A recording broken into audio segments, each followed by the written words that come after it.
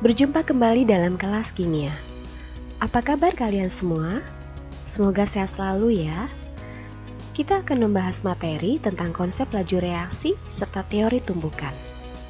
Adapun kompetensi dasar dari materi ini adalah menjelaskan faktor-faktor yang memengaruhi laju reaksi menggunakan teori tumbukan. Dan diharapkan nanti kalian mampu menjelaskan teori tumbukan dan hubungannya dengan faktor-faktor laju reaksi, serta menganalisis teori tumbukan yang terjadi pada reaksi kimia. Amatilah ketiga peristiwa di bawah ini. Yang manakah reaksinya berlangsung cepat, pembusukan roti, perkaratan besi, atau pembakaran kertas? Penentuan laju reaksi bisa dengan percobaan, yaitu dengan mengukur banyaknya reaksi yang dihabiskan atau banyaknya produk yang dihasilkan. Reaksi kimia yang terjadi akibat adanya proses tumbukan efektif antara partikel-partikel yang bereaksi. Dan tumbukan ini tidak terjadi dengan sendirinya, namun ada energi di dalamnya yang membantu proses tumbukan, yaitu energi aktivasi.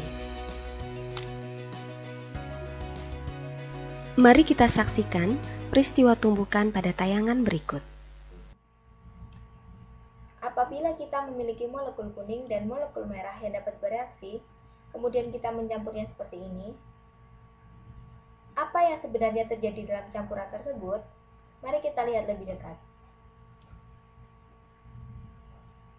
Molekul saling bertumbukan satu sama lain. Perhatikan baik-baik. Ada molekul yang dapat membentuk produk baru, sedangkan yang lain hanya pertumbukan saja.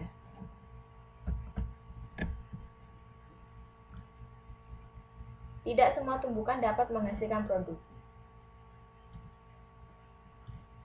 Tumbukan pertama tidak menghasilkan produk. Namun, tumbukan kedua menghasilkan produk. Hal tersebut dapat terjadi karena berbagai faktor. Tumbukan dapat terjadi dari berbagai arah, namun hanya dari arah tertentu yang dapat menghasilkan produk baru.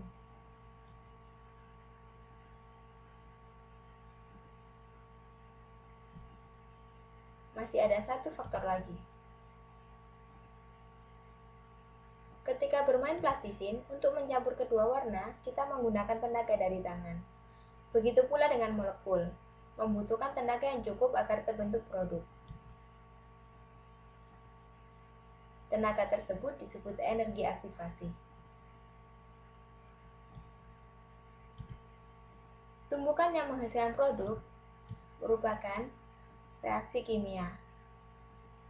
Reaksi tersebut membutuhkan energi aktivasi, sehingga tumbukan yang efektif hanya terjadi apabila memenuhi energi aktivasi. Laju reaksi dapat diukur dari besaran konsentrasi reaksi yang berkurang dan konsentrasi produk yang bertambah per satuan waktu.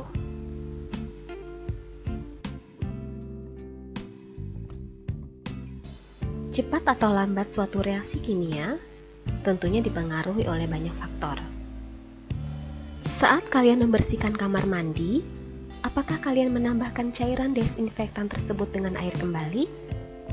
Ya, lantai kamar mandi akan lebih cepat bersih tanpa penambahan air, sebab konsentrasi larutan yang besar akan mempercepat proses reaksi kimia. Untuk membuat kopi, kita harus merebus air terlebih dahulu, agar gula dan kopi dapat tercampur merata. Apakah dengan air dingin butiran gula dapat larut? Betul. Hanya pada suhu yang tinggi akan meningkatkan tumbukan antar partikel yang bereaksi. Bahan makanan yang dimasak akan dipotong-potong terlebih dahulu. Bagaimana jika bahan-bahan tadi tidak kita potong? Tentunya akan membutuhkan waktu lebih lama dalam proses memasaknya. Sebab semakin kecil ukuran partikel, maka akan semakin luas bidang sentuh partikel untuk dapat bereaksi dengan baik. Proses pematangan buah membutuhkan gas etilen sebagai enzim. Untuk mempercepat proses pematangan buah, ada yang menambahkan gas asetilen berupa karbid. Namun tentu saja proses pematangan buah karbid ini tidak alami dan cukup berbahaya. Enzim berupa asetilen ini disebut sebagai katalis, yakni zat yang dapat mempercepat laju reaksi. Masih banyak contoh lainnya dalam kehidupan sehari-hari tentang laju reaksi. Pada grafik ini, terlihat bahwa dengan penambahan suhu akan menurunkan energi aktivasi sehingga mampu menghasilkan produk yang maksimal. Demikian tadi materi tentang laju reaksi dan teori tumbukan. Mari kita lanjutkan dengan berdiskusi. Semoga bermanfaat. Wassalamualaikum warahmatullahi wabarakatuh.